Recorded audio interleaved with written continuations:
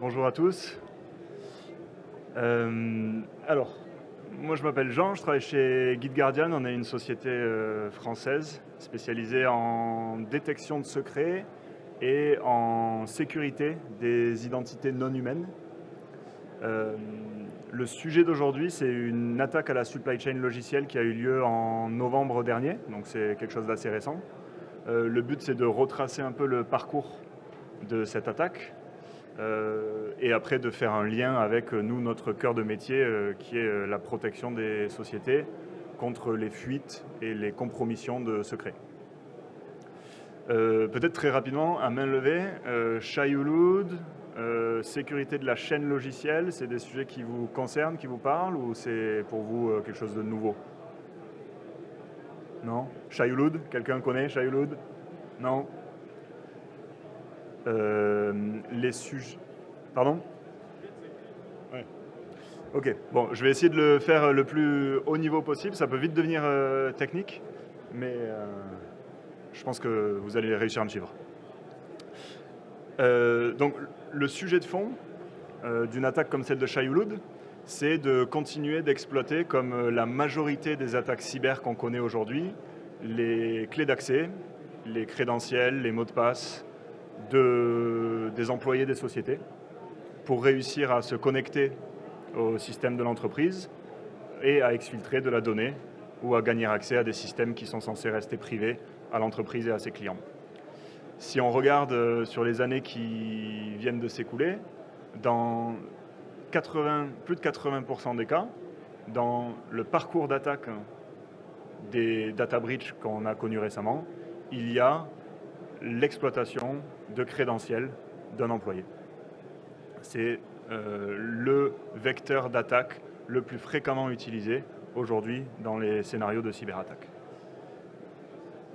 Pourquoi est-ce que les crédentiels sont toujours recherchés par les attaquants? C'est parce que les crédentiels, ils sont partout, ils sont très nombreux, et il y a des populations d'employés, comme les développeurs notamment, qui manipulent au quotidien des centaines, voire des milliers de crédentiels. Les outils qu'on utilise, vous et moi, pour faire de l'identity and access management humain ne sont que très rarement capables de répertorier et de maîtriser les identifiants non humains, tout ce qui va être crédentiel machine, utilisé par les développeurs pour faire du développement applicatif. Et du coup, dans la majorité des entreprises digitales aujourd'hui, on se retrouve avec une prolifération de secrets. On est rarement capable de dire ces secrets, ces crédentiels qui donnent accès à des systèmes, à des bases de données, à de la data interne à l'entreprise, qui en est l'honneur, à quel système est-ce qu'ils donnent accès, depuis combien de temps est-ce qu'ils sont valides, est-ce que c'est des crédentiels qui ont des hauts privilèges. C'est un monde qui est très flou aujourd'hui. La cyberattaque en question dont on va parler, c'est une attaque qui s'appelle Shai-Hulud. C'est une attaque qui a eu lieu en fin d'année dernière, au mois de novembre. Et c'est une attaque qui reprend le même mode opératoire que d'autres attaques qu'on a connues quelques semaines auparavant. Donc ça a été un enchaînement de plusieurs attaques à la supply chain logicielle qui reprenaient un mode opératoire un peu similaire, mais qui devenait de plus en plus sophistiqué. Le point commun de ces 4 attaques cyber qui ont eu lieu donc en fin d'année 2025, c'est que dans chacun de ces cas-là, c'était la compromission d'un package NPM qui était concerné. Donc un package NPM, ça va être une brique open source qui est utilisée par des développeurs, que ce soit pour leur travail au sein des entreprises ou pour leur travail personnel open source. Et il s'avère que ces briques open source, elles sont utilisées dans toutes les entreprises et elles sont maintenues par des développeurs qui eux aussi collaborent sur des projets open source. Donc il suffit bien souvent de compromettre un mainteneur d'une librairie open source pour réussir à compromettre tous les utilisateurs d'une librairie open source, puisque dans la manière dont ces librairies sont mises à jour, ça se fait de manière automatique. Donc si vous avez, vous, vous utilisez une librairie open source dans vos projets, bien souvent quand elle est mise à jour, la mise à jour se fait de manière automatique. Donc il y a eu en fin d'année dernière toute une série d'attaques qui visaient à compromettre un mainteneur de librairie open source et en réussissant à compromettre un individu, réussir à compromettre la nouvelle version de cette librairie et du coup derrière tous les utilisateurs de cette librairie pouvaient être compromis à leur tour. Le chemin d'attaque de Shai-Hulud, on pense que le tout début, c'est une campagne de phishing. Un mainteneur de ce package NPM a subi une campagne de phishing. Derrière, une fois que l'accès aux environnements de ce développeur a eu lieu, ils sont allés chercher s'ils trouvaient des clés sur la machine du développeur qui permettaient de mettre à jour les packages NPM dont ce développeur était mainteneur. Il s'avère qu'en local sur les machines des développeurs, il y a beaucoup de crédentiels et ce monsieur avait sur sa machine ces tokens NPM qui permettaient de mettre à jour les librairies NPM. Donc les attaquants, ils ont mis un malware sur une nouvelle version d'une librairie NPM dont ce monsieur était mainteneur. Et derrière, il s'avère que ce package NPM, qui était sur PostHog, a été téléchargé des millions de fois par toute une suite d'utilisateurs de ce package. Une fois que ce package est téléchargé, ou ne serait-ce qu'au moment de la mise à jour du package qui était déjà utilisé sur la machine, la première chose qu'a fait cette mise à jour, c'est qu'elle a installé le malware sur la machine du développeur en question, et elle est venue faire tourner un moteur de détection de secrets pour venir trouver en local sur la machine de la personne s'il y avait des crédentiels stockés. Elle a aussi essayé, avec les crédentiels qui étaient trouvés sur cette machine, d'accéder aux ressources cloud auxquelles ces crédentiels donnaient accès, pour savoir s'il y avait là aussi des manières de lister d'autres clés d'accès. Donc par exemple, vous avez sur votre machine une clé API Google. Est-ce que cette clé API Google donne accès potentiellement au service IAM GCP? Et si c'est le cas, est-ce que je suis capable d'aller lister toutes les crédentiels que cet individu a dans son IAM GCP? En l'occurrence, cette partie-là de l'attaque, elle a échoué. Ils n'ont pas réussi à lister les crédentiels de provider cloud et provider IAM cloud. Par contre, sur les machines des développeurs, ils ont trouvé beaucoup de crédentiels. Ces crédentiels, ils ont cherché deux particulièrement, des tokens NPM. Ça voulait dire qu'on était sur la machine de quelqu'un qui lui aussi avait le droit de mettre à jour des packages NPM, et ça a permis à ce malware de se propager dans d'autres librairies NPM, et ils cherchaient des tokens GitHub. Donc des tokens GitHub sont des tokens qui vont donner droit soit à la création de repositories GitHub, soit à la création de workflows dans des GitHub Actions, qui sont des pipelines GitHub, soit à l'accès aux repositories GitHub privés de l'utilisateur. La suite de cette attaque, c'est de dire, si j'ai trouvé le token GitHub d'un utilisateur, je suis maintenant en capacité d'aller regarder dans les GitHub Actions s'il a des crédentiels à nouveau. Donc c'est encore à la recherche de crédentiels. Et surtout, je suis capable de pousser un fichier vers un repository public sur le profil de cet utilisateur, dans lequel je vais lister tous les crédentiels que j'ai réussi à trouver sur sa machine ou dans les environnements GitHub. Et donc du coup, quand cette attaque s'est mise en place, du jour au lendemain, on a commencé à avoir des utilisateurs GitHub infectés qui poussaient en public tout un tas de projets perso ou pro qui étaient privés dans leur GitHub. Et surtout, ça créait des repos avec un fichier qui s'appelait Shai-Hulud, qui listait tous les crédentiels que cet utilisateur stockait en local sur sa machine. Ces fichiers qui ont été poussés en public, il s'avère qu'ils étaient encodés. Donc, un GitHub, par exemple, qui a cette capacité à détecter quand des clés d'accès sont exposées publiquement sur des repos, n'a pas monté d'alerte puisque c'était encodé, c'était double encodé en base 64, il ne pouvait pas remonter aux crédentiels. Ce sont des security researchers de sociétés de cybersécurité qui ont fait remonter le problème quand ils ont vu un nombre important de repositories GitHub se créer qui avaient le nom Shai-Hulud. Et Shai-Hulud, c'était la deuxième itération de cette attaque à la supply chain. Ils avaient déjà connaissance quelques semaines plus tôt d'une première itération. Donc ça a aiguisé la curiosité de beaucoup de gens. Et derrière, quand ils ont commencé à décoder les fichiers qui étaient poussés publiquement, eh bien, ils ont trouvé des centaines de milliers de clés d'accès qui donnaient accès à des environnements perso des développeurs, mais qui donnaient aussi accès à des environnements pro de l'employeur des développeurs ou des clients de l'employeur des développeurs.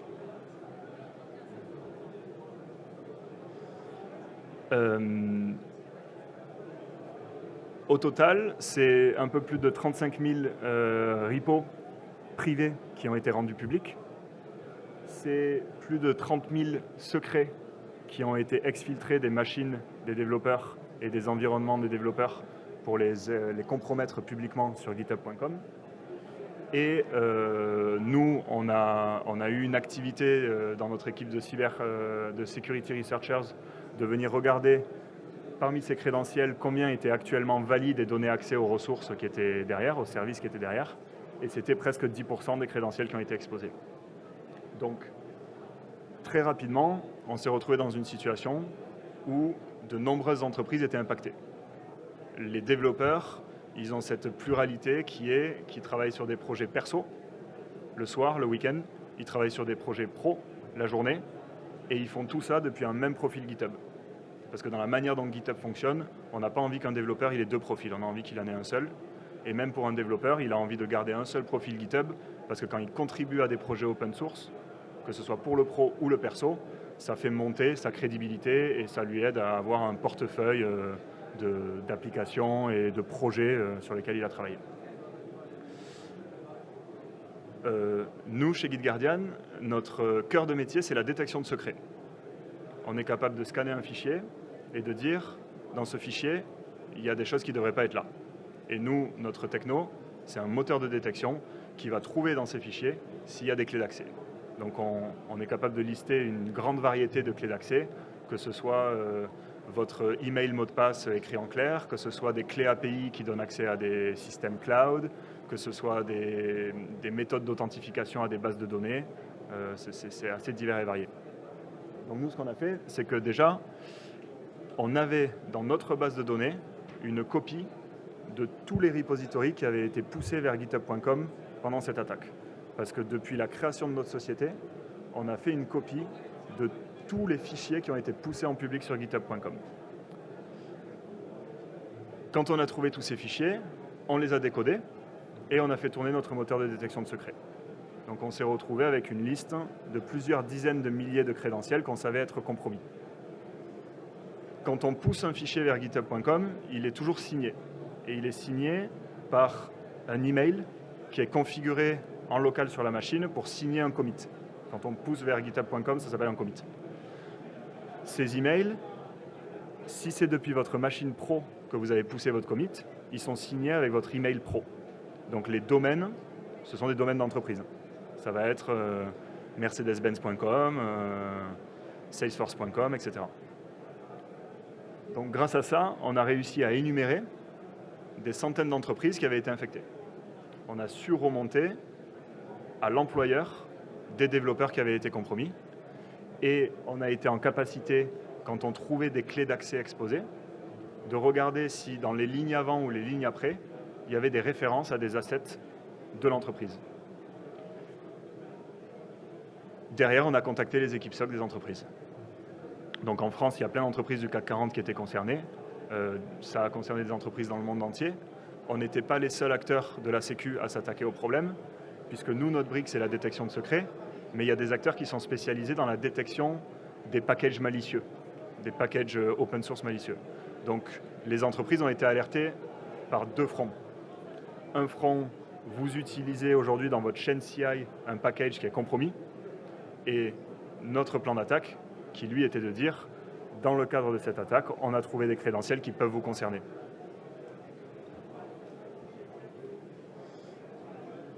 La leçon d'une attaque comme celle-là, c'est que le poste de développeur, ça devient un point d'entrée vers les systèmes de l'entreprise. Même le poste du développeur perso devient un point d'entrée vers les systèmes et la donnée d'une entreprise. Donc, il est primordial de mettre en place des barrières pour assurer que vos développeurs en local sur leur machine, ils n'ont pas leurs crédentiels qui sont exposés, et pour assurer que dans le cadre de leur activité de développement logiciel, que ce soit perso ou pour l'entreprise, ils n'exposent pas et ne compromettent pas de crédentiels dans le code qu'ils développent. Donc il faut être en capacité de scanner vos repositories internes de l'entreprise, vos pipelines CI, vos container registries. Il faut scanner tous les outils dans lesquels les développeurs collaborent. Vos développeurs, des fois, ils vont mettre des secrets dans des librairies Confluence, ils vont mettre des secrets dans des tickets Jira, ils vont s'envoyer des secrets par message pour demander au support de les aider sur un sujet. Ils vont avoir dans un drive un document Word dans lequel ils ont des secrets parce qu'ils ne savent pas où les mettre. Donc il y a tout un ensemble d'environnements à protéger. Et il faut non seulement détecter quand des clés d'accès ont été exposées et compromises quelque part, mais il faut aussi, quand une clé d'accès a été détectée quelque part, être capable de remonter à son honneur, être capable de dire depuis combien de temps elle est valide, être capable de dire à quel système est-ce qu'elle donne accès, et être capable, si nécessaire, d'en faire la rotation pour qu'elle soit plus compromise, pour qu'elle ne donne plus accès à rien. Donc, nous, chez GuideGuardian, en l'occurrence, c'est le sujet qu'on couvre. On aide nos clients à faire un inventaire complet des identités non humaines, de toutes les identités que les développeurs manipulent au quotidien, et on aide à amener dans la gestion des identités non humaines machines les mêmes process qu'on a aujourd'hui en identité humaine. En identité humaine, on est capable de dire que c'est Jean Ramirez, c'est son email, la clé HubSpot que Jean Ramirez a, elle donne accès à telle et telle donnée dans HubSpot, elle est valide depuis X temps, Jean Ramirez travaille toujours chez nous, il est dans l'AD, on a tous ces contrôles-là. Pour les développeurs, pour les populations de développement logiciel, c'est beaucoup d'informations qu'on n'a pas. Quand on trouve un token exposé quelque part, on est rarement capable de remonter à qui l'a créé ce token, pourquoi est-ce qu'il est utilisé, depuis combien de temps est-ce qu'il est valide, quels droits d'accès viennent avec ce token. Et c'est la brique technologique aujourd'hui qui manque dans l'Identity and Access Management non humain.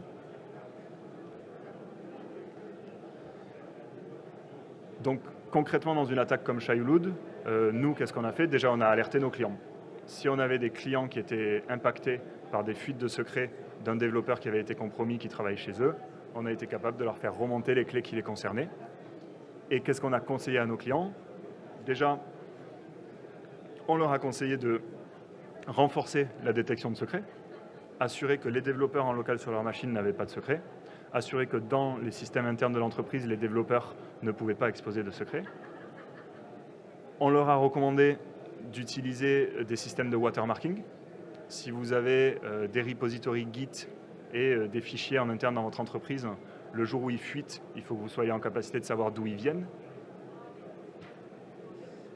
Et enfin, on leur a mis à disposition un outil qui s'appelle As My Secret Leaked. Comme nous, on monitor github.com en permanence et depuis 2017, ils ont pu regarder si dans leur Secret Manager et dans leur Vault, ils avaient des clés d'accès qu'on avait vues exposées sur github.com, même si on n'avait pas pu faire de lien entre l'utilisateur et l'entreprise. Si vous avez des questions, c'est le moment.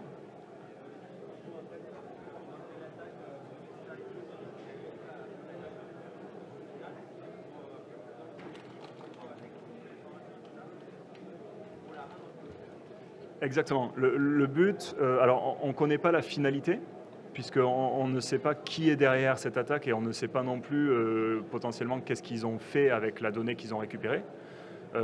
Par contre, le but, c'était surtout de créer la panique.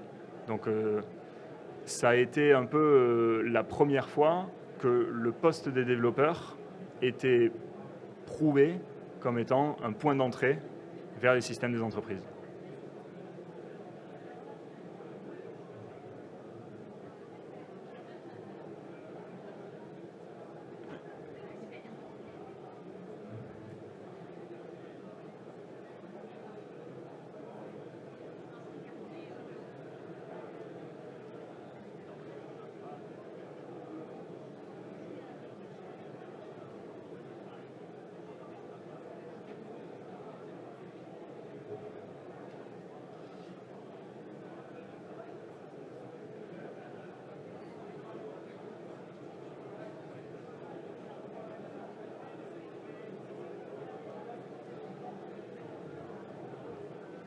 Alors, la question de monsieur, c'était quand on trouve une clé d'accès, dans le monde du développement logiciel, on arrive rarement à remonter à l'owner.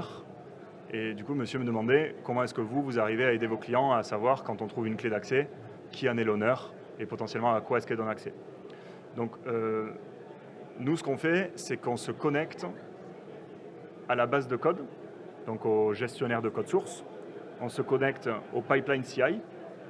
On se connecte au container registries. On se connecte au cluster cube. Et on se connecte au Vault et aux outils d'IAM. Donc, quand on trouve une clé, on est capable de faire le lien entre ces différents éléments qui ne communiquent pas entre eux.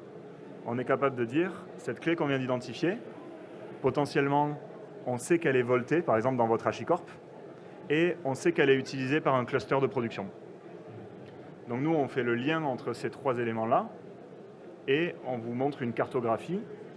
Remonter à l'honneur, c'est souvent une étape lorsqu'on est déjà un peu mature, puisque dans la majorité des cas, quand on trouve une clé qui n'est pas bien répertoriée, qui est mal managée, il va falloir lui assigner un honneur. On ne va pas toujours pouvoir remonter à qui l'a créé, cette identité. Par contre, on va pouvoir savoir quelle application utilise cette clé pour fonctionner. Et à partir de cette information-là et du Vault dans lequel elle est stockée, on va pouvoir remonter soit au lead de développement de l'équipe, soit à un responsable qui a sous sa responsabilité ces repositories-là, ce Vault-là ou ces clusters de production-là.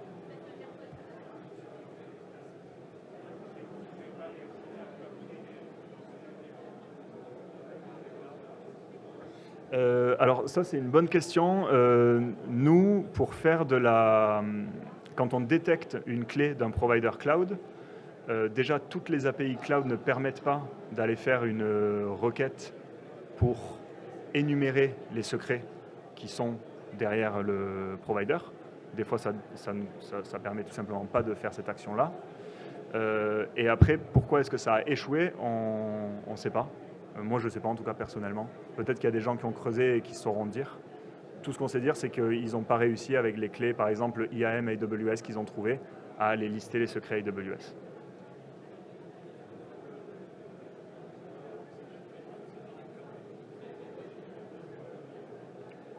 Bon, s'il n'y a pas plus de questions, on est au stand C11.